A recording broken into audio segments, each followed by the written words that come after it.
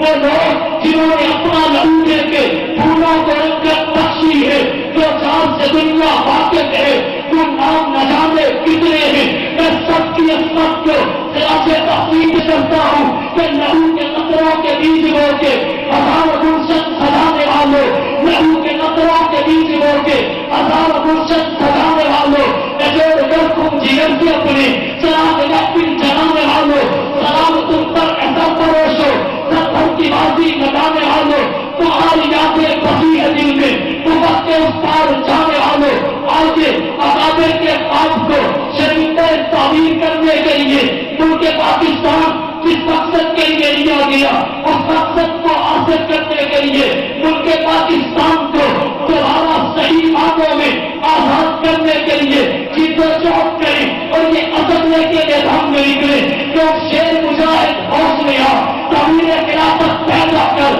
اس شیر مجاہد ہوش میں آ، تعمیر خلافت پیدا کر، جو فرقے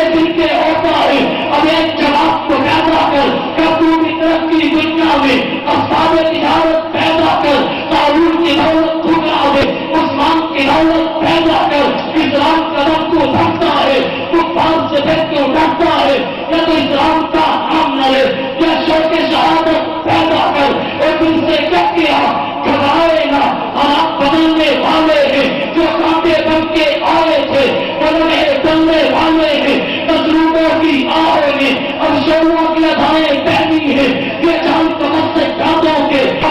بدلنے چلنے والے ہیں، ہمت ہی نہیں طوفانوں میں جذبوں کو ہمارے جیت سکے، جتنا ہم سے الجھیں گے ہم اور مچلنے والے ہیں۔ نعرہ تکبیر، سبینا سبیلنا، طریقنا طریق، نعرہ تکبیر، شان رسالت، شان صحابہ۔